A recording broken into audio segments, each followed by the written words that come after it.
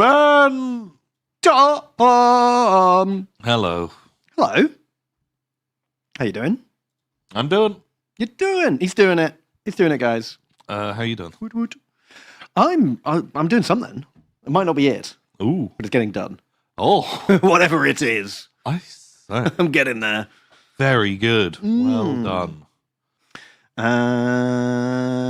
The history of Blood Bowl, Tom. Ooh, I like Blood Bowl. Well, I liked Blood Bowl. Oh, well, what happened? Did you change or did it change? Bit of column A, bit of column B. Oh, fair enough. Do you remember when it was made of cardboard? No. I remember seeing it. I never played this. I've seen it, but that was released a year before I was born. What?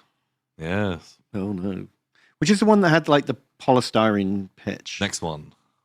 Because I played... Oh, no. This one. This one. But wasn't this dark grey? It was, like, horrible, light, pale... I feel like someone sprayed it. Yeah, it was this. Someone's painted that, because it looked way shitter. Yeah. For sure. It looked like something that the packaging your post came in. Yeah. Like, exactly. It was hot garbage. But I had that box. Oh. I played this one. I didn't own it. But then when this one came out, I got this for like my birthday or Christmas or something. I definitely remembered having this and loving it. This was the best. This was like kind of peak Blood Bowl for me. Because we're right in the middle of the red era as well. Yeah. Everything's red. Like really, really good. Like the teams all felt great and there was like really nice variety in them. Really good.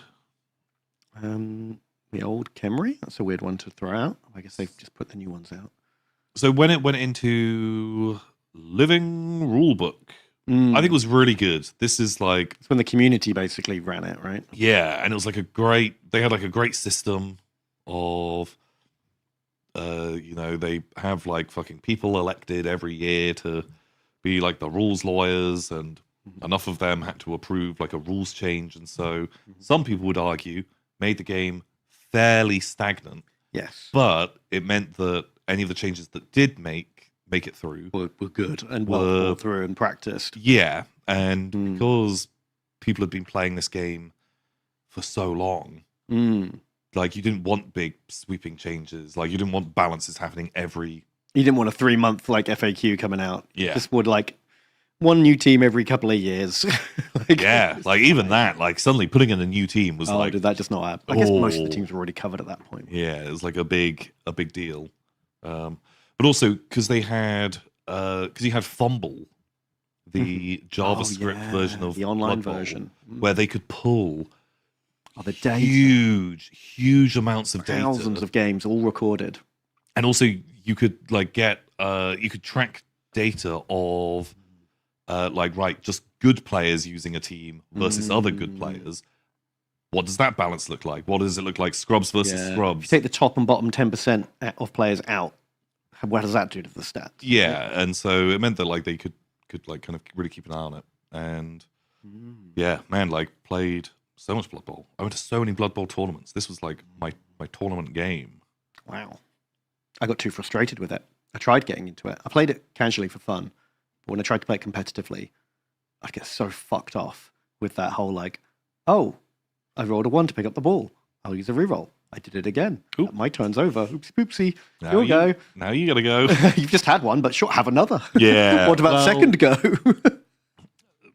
A lot of it is risk mitigation. Yes, of course. You do your safety moves first, and But you take your chances. But it wound me up too much. Yeah. No, it just upset me. I couldn't. Can still get absolutely enjoy it. Absolutely owned. Yeah. What teams do they play? Unless you take dwarves. Loads. Well, so because they are real low risk by comparison. Dwarves, low risk. You know what? If you're not shooting for the stars, then you can't fail that bad. Yeah, never try and you'll never fail. That's the dwarf motto. I used to... Dwarves were the main team that I took to tournaments. I can see why. Like, I think if I was going to play competitively, the reliability of the dwarves. You're not making those crazy, long, exciting plays, but you're so steady. Your guys aren't going out, and, and you just slowly tick over. But also, I would go to these tournaments and never with the main idea to win, but turn up with the the plan to get most casualties. Yeah. Because like every team like resets between games. Like the general structure would be you'd play like 6 games, and after every game you just get given a skill to put on one of your players. Okay, so injuring your opponent didn't like mess up their week. It doesn't mean anything. No, like you can fuck up that. You didn't get any game. XP for it. You No. were guaranteed a skill after every game anyway. Yeah, and so the status quo is returned. Jump into the next one. So you're not like fucking people over by murdering their team. But there'd be a prize for most casualties, and had honed the team, and it was pretty good at killing. And it actually ended up doing fairly well because if your opponent doesn't have any players, Yeah. well, actually, You can just walk it in. dwarves can just walk it in, Yeah. and they are walking. Yeah. Oh, that does sound fun. I always would gravitated towards the fucking stupid team. Oh man, Like of goblins. I loved playing goblins. see, for some reason, like, so when this version came out, I played like a little bit with orcs, and maybe it's because I played orcs at the beginning, but then was like, okay, I want to get a proper team, and halflings was like, these are the best, because everyone's like they're the worst team in the game, and I was like, that's the team for me, baby. No one can complain. Absolutely loved it because. Fuck me, you win 1 game in 5. Oh, but when you win, oh, it's so good. Well, that's it, because I guess you're already going in expecting to lose every game, so Yeah. you're not going to have a bad time. Well- You might have a great time. So I think maybe that's why I actually got quite like, what's the term? Like inoculated to the bad luck, because I spent so long playing with that halfling team Right. That was just, bad luck was standard. that you're just like, fuck it, something went well. And so you enjoy that. But everything else is just like, oh God, it all just goes to shit. Yeah.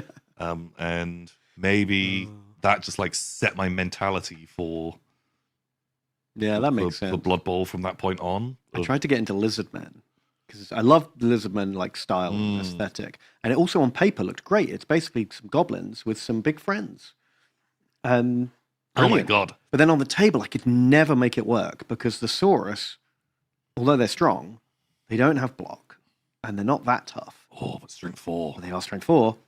But then the Skinks, I don't know. They're not that fast. Like, Oh, they are pretty fast. They They're got- moving 8, right? what's their failing? Where they're not as good as goblins in one way? Is it they missing stunty, or are they missing dodge, or are they missing? I couldn't remember what it was about the Skinks, but it felt like they were just never that good at like zipping around. They just would trip over and die constantly. I Well, can't they remember were what the they were problem was. puny. Hmm. Like you would beat them Strength up. 2, right? Yeah, like because the trick to fight against lizardmen was like you just try and take out the skinks. The moment the skinks are gone, They can't win. team falls apart. Or you can do the reverse and you just focus all in on the crocs and the Saurus. Yeah. And now, oh God, they've got to put skinks on the front line if you can actually get some of those. Yeah, if you've got some mighty Saurus blow off or the pitch. claws or something. Yeah, I always found like lizards they're always a tough team to play against. I always thought they were like very, very strong. Oh, I never got them to work for me. I had more success with my goblins.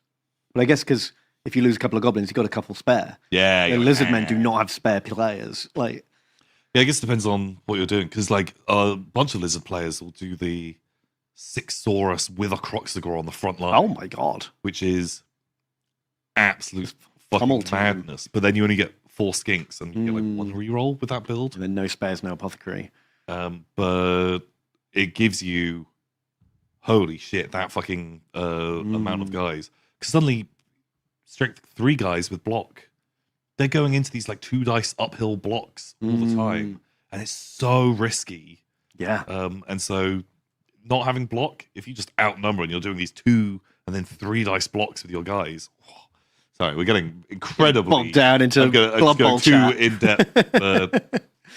And then I haven't played it since that edition. Like all these new versions have come out and they all look great. I just like not really have the time. I don't even know how much they've even changed. Well, so they added the passing skill, which is I like the idea of. So I always hated the it meant that certain players would be high agility, therefore, Mm. like if you're good at dodging, then you must be good at passing.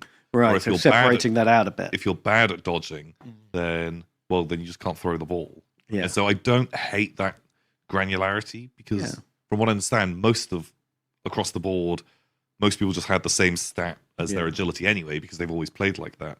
But it meant that some things could be tweaked. Well, yeah, because you can have a dwarf who can throw but not dodge, right? Yeah, exactly. And vice versa, you can have elves that can prance around and maybe they're not the best at throwing, but they can like jump around. Yeah, and then suddenly, your war dancer might now be a little bit worse at passing, but they're still.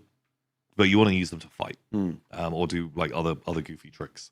And I think that's. Okay. I don't hate it. No, I don't hate that. It's a little bit of granularity to like separate out players because when there's so many more teams now than there used to be. You need a bit more to separate them out, right?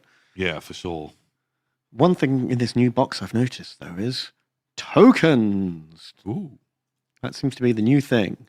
This new edition has 1 billion tokens. What are they? I don't know. Is it like player tokens or? I think they look like they go behind your base, like to mark you as like stunned or whatever. Status markers. Oh, it could be like for like Guard?